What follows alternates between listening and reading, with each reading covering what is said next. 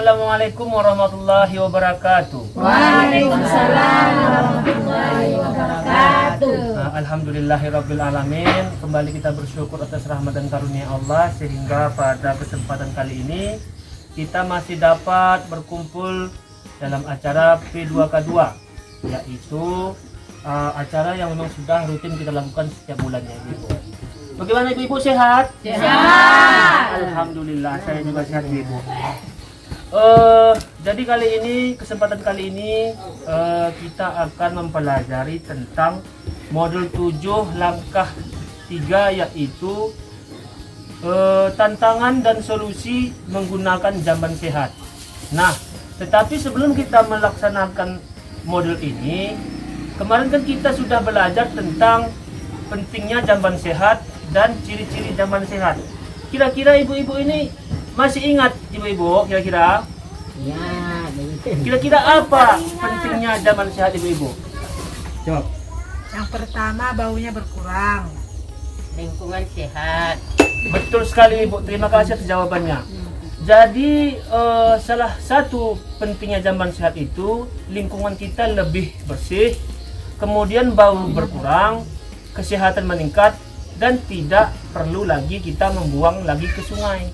Nah, Ibu, selanjutnya ada 5 kriteria yang dinamakan jamban sehat. Nah, salah satunya adalah mencegah kontaminasi ke badan air. Artinya, jamban yang selama ini kita gunakan seperti jamban yang langsung ke sungai itu tidak termasuk jamban sehat, karena apa yang kita buang itu langsung mengalir ke sungai dan itu bisa menyebabkan penyakit. Nah, kira-kira ibu-ibu di sini apakah masih menggunakan jamban sungai? Masih. Kenapa menggunakan jamban sungai? Belum ada jalan ke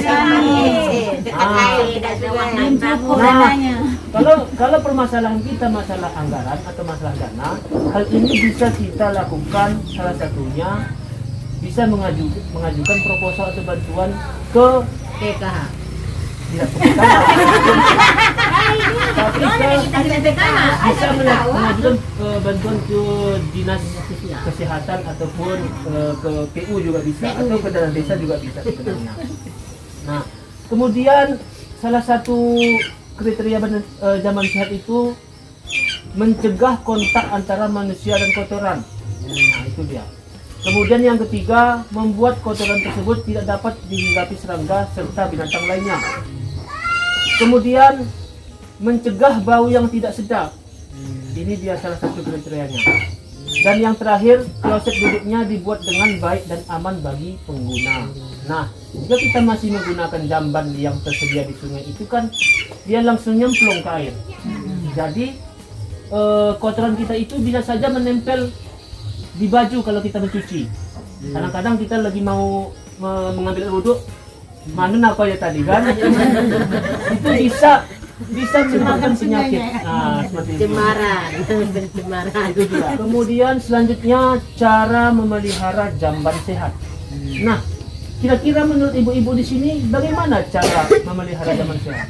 Silakan Ibu Anti. Kalau sudah selesai buang air besar, setidaknya kita cuci Betul sekali. jambannya. Kalau Ibu Jurian bagaimana? Digosok bersih. Siram lagi. Disiram ya. Kasih Menurut sabun. ibu-ibu yang lain bagaimana? Betul. Sama. Ibu ini dari tadi betul-betul terus. Ibu siapa ini? Ibu Nadalia ya? Iya. Sudah mengantuk nih. Ya, terima kasih Bu. Nah, cara memelihara jamban sehat itu ada 6 langkah ya ibu-ibu ya. Diingat ya. Yang pertama, lantai jamban hendaknya selalu bersih dan tidak genangan air. Nah, terkadang kita jamban kita itu kan setelah kita mencuci ataupun cebok, Nanti dulu ya, jamban kami kan masih di jamban sungai. nah, Belum banyak lagi di sungai. makanya Jebulnya setelah ke ini nanti, air. setelah kita pelatihan ini, diharapkan kepada ibu-ibu itu sudah menggunakan jamban sehat ibu-ibu ya. Insya Allah. Kemudian yang kedua, selalu bersihkan jamban secara teratur sehingga ruang jamban dalam keadaan bersih. Nah, jadi kita ibu-ibu nggak boleh malas. Kalau misalnya selesai mencuci ataupun apa, kita gunakan jamban kita, hendaknya dibersihkan dulu ya. Ya. Kemudian yang ketiga, di dalam jamban tidak ada kotoran yang terlihat. Nah, Nah, ini bahaya nih ibu-ibu. Nah, kalau kita menggunakan jamban di sungai itu kadang kalau airnya tidak mengalir kan jambannya berputar-putar di situ. Wah, itu susahnya. Makanya tidak Putarannya pun diputar kan. ya itu makanya.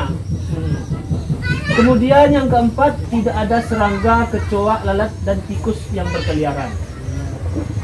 Yang kelima, tersedia alat pembersih, sabun, sikat dan atau air bersih. Nah, itu dia kriterianya. Dan yang terakhir, bila ada kerusakan segera diperbaiki. Nah, masih ingat ibu-ibu apa saja ibu-ibu tadi? Cara memelihara jalan sehat? Digosok. Nah, lantainya biar bersih. Terus Setelah BAB siram dengan bersih pakai sabun. terus inilah ibu-ibu ini ditambah uangnya nih gitu. Karena bagus. Baru kotorannya jangan ada tersisa di situ. Siram Nanti lagi. ada kecoaknya, ada lalatnya mengisap mengendap ke seluruh makanan. Jangan seribu lagi. Terima kasih Bu jawabannya. Kemudian selanjutnya ada beberapa peran keluarga agar memiliki dan menggunakan jamban sehat. Kira-kira menurut ibu-ibu apa saja peran kita sebagai ibu untuk menggunakan jamban sehat? Ibu Santi coba. Jawab penting. Misalnya ibu nih ada anak di rumah. Nah, kira-kira peran ibu itu bagaimana supaya bisa menggunakan jamban dengan sehat? Membuang kotoran secara bersih. Oh, betul sekali. Kalau Ibu Julia bagaimana? Kalau anak itu buang airnya di pempesnya, maka pempes itu dicuci di atas kloset tadi, baru dibuang apanya Betul sekali. pempesnya. Terima kasih Ibu Julia dan Ibu Santi. Nah, kita sebagai keluarga itu sangat memiliki peran untuk menggunakan jamban sehat. Ya, yang pertama itu kita harus menyiapkan jamban di rumah, jamban keluarga atau jamban umum. Kemudian berpartisipasi untuk membuat jamban melalui arisan jamban, jamban bergulir atau yang membuat jamban sendiri dan jamban umum. Untuk jamban umum disarankan membentuk kelompok memelihara kebersamaan. Misalnya ibu-ibu, misalnya kita terkendala dengan anggaran misalnya, kita tidak mempunyai dana untuk membuat jamban pribadi. Nah, boleh kita buat kelompok. Boleh kita buat jamban arisan, kita kumpul dananya, nanti kita buat jamban umum atau jamban melalui arisan tadi. Nah, kita sesuaikan kriteria jamban sehatnya. Nah, nanti ketika sudah mempunyai jamban sehat, kita dapat terhindar dari atau mencegah dari penyakit seperti itu, Ibu. Kemudian manfaatkan setiap kesempatan di rumah untuk mengingatkan tentang pentingnya menggunakan jamban sehat. Misalnya ibu di sini yang berperan, ingatkan anaknya agar selalu menggunakan jamban sehat.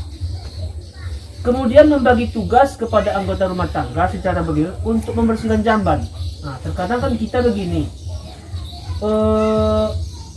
kalau misalnya kita mempunyai ada anggota keluarga 4 di rumah, nah kita buat bergilir.